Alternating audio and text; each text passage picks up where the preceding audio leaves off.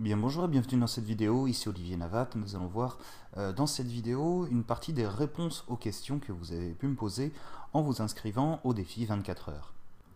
Alors ici j'ai essayé de résumer un maximum les questions que vous avez pu me poser par thème, donc ça reste assez généraliste. Si vous avez besoin de plus de précision, n'hésitez pas à me contacter sur mon site et à poser vos commentaires en dessous des vidéos de formation.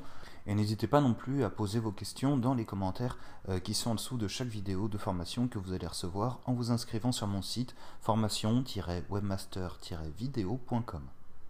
Donc commençons dès maintenant cette présentation. Donc commençons dès maintenant cette séance de réponse aux questions avec la question qui est revenue le plus fréquemment, c'est faut-il créer un site ou un blog? Alors comme on l'a vu dans la séance de tout à l'heure, il va vous falloir au minimum les deux, puisque je vous ai proposé de vous concentrer donc sur la création d'un site de vente, d'un site de contenu et également d'un site de membres. Alors la bonne nouvelle, c'est qu'il existe aujourd'hui des systèmes de blog comme WordPress qui permettent de créer les trois à la fois. Mais donc pour rappel, vous aurez besoin d'un site de vente pour transformer vos prospects en clients, d'un site de contenu pour générer du trafic et transformer vos visiteurs en prospects, et le site de membres qui va être votre outil de fidélisation, de livraison, et c'est également ce qui va vous permettre de générer des revenus dans la durée. Donc oui, il vous faudra à la fois un site et un blog, le plus important étant qu'ils suivent ces étapes de contenu, de vente et de fidélisation. Alors ensuite, on va voir comment créer son site gratuitement. Alors c'est une question qui manque un peu de précision puisqu'il y a plusieurs possibilités de créer son site gratuitement. Alors vous avez tout d'abord la possibilité de créer votre site vous-même. Donc pour cela, il vous faudra maîtriser un petit peu les bases du HTML, CSS, comprendre comment fonctionne un serveur. Il faudra également vous y connaître un petit peu en graphisme et en création de blog. L'avantage, c'est que de maîtriser ces aspects techniques de la création de site, ce sont des compétences que vous allez garder à vie et qui vous serviront tous les jours. Ça vous fera gagner un temps fou de savoir résoudre un problème par vous-même et ça va vous donner également beaucoup d'indépendance.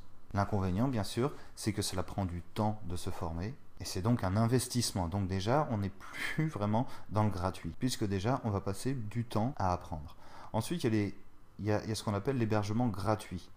Donc là, on n'est plus du tout dans un domaine de compétences. C'est plutôt le cas de la personne qui va chercher un service gratuit pour héberger son site web. Donc ici, on a des solutions déjà existantes comme Blogger, la plateforme de blog de Google. On a également des blogs qui sont hébergés par WordPress.com. Pour ma part, je n'utilise pas ce système.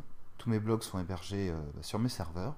Il y a également des services comme Weebly qui vont vous permettre de créer vos pages web, ou au moins des pages web basiques comme des squeeze pages ou des pages de vente, et qui sont hébergés gratuitement. Alors l'inconvénient de ces solutions gratuites, c'est qu'on va manquer de fonctionnalités par rapport à des sites qui vous appartiennent, enfin qui sont hébergés chez vous. On va perdre en termes de fonctionnalité, on va perdre en termes de personnalisation aussi. Je pense notamment aux blogs WordPress sur lesquels il n'est pas possible d'installer tous les plugins ou tous les systèmes que vous souhaitez sur un blog qui est hébergé sur WordPress.com. Mais je ne vais pas trop m'avancer à ce niveau-là parce que comme je vous disais, je n'ai pas de blog aujourd'hui qui utilise ce système d'hébergement. Alors un autre inconvénient aussi, c'est la publicité sur votre site, puisqu'en utilisant des systèmes gratuits comme ça, bien évidemment on n'a rien sans rien, on va ici avoir de la publicité sur nos pages web, sauf que bien sûr ces publicités ne nous rapportent pas un centime. Donc comme vous voyez, il y a des solutions gratuites pour créer votre site web. Bien sûr, elles ont leur lot d'inconvénients aussi. Alors maintenant, on va voir comment monétiser un site. Alors pour monétiser un site, il y a trois grandes solutions qui sont la publicité, l'affiliation et enfin la création d'un produit unique.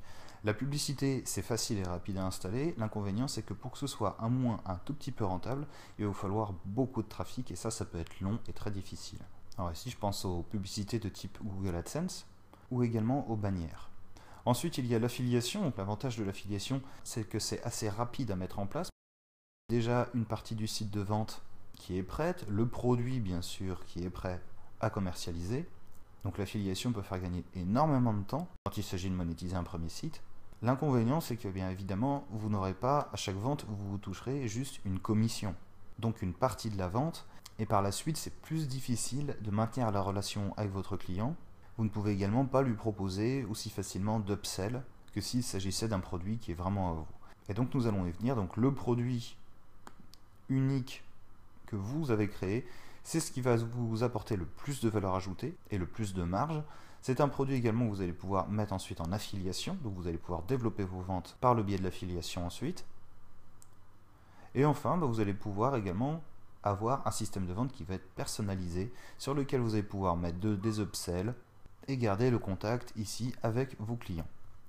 L'inconvénient, c'est que créer un produit prend du temps, mais par rapport aux autres solutions qu'on a vues, c'est vraiment la voie royale que d'avoir bien sûr son propre produit à commercialiser sur votre site. Alors passons maintenant à la question suivante qui est comment se différencier de la concurrence. Alors j'ai eu plusieurs questions de personnes dans différents secteurs d'activité sur lesquels il y a parfois beaucoup de concurrence. Alors comment se différencier? Alors, la question à se poser, c'est que faut-il faire? Faut-il être le meilleur généraliste dans votre domaine d'activité, ou alors est-il mieux et plus facile d'être le meilleur spécialiste?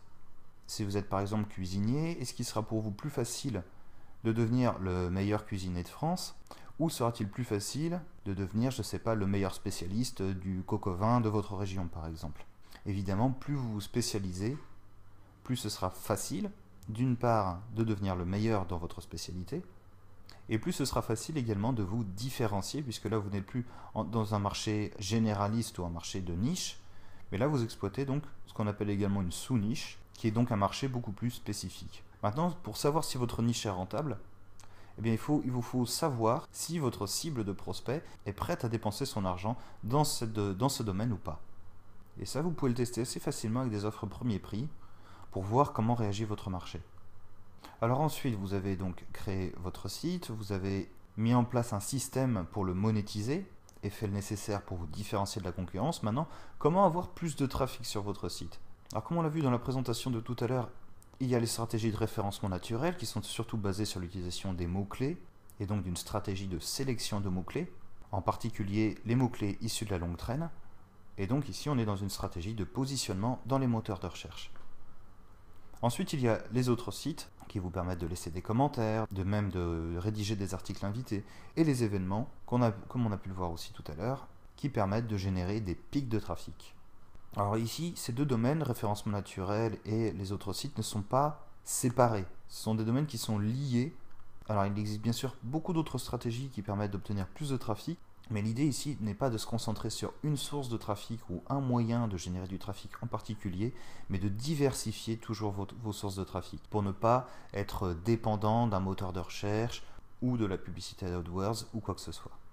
Donc voici qui va conclure cette séance de réponse aux questions. J'espère avoir répondu à vos questions assez précisément. Dans le cas contraire, n'hésitez pas à me contacter sur mon site formation-webmaster-video.com, sur lequel, je vous rappelle, vous recevrez une vidéo gratuite pendant 7 jours pour vous montrer concrètement toutes les bases un petit peu théoriques que nous avons vues jusqu'à maintenant.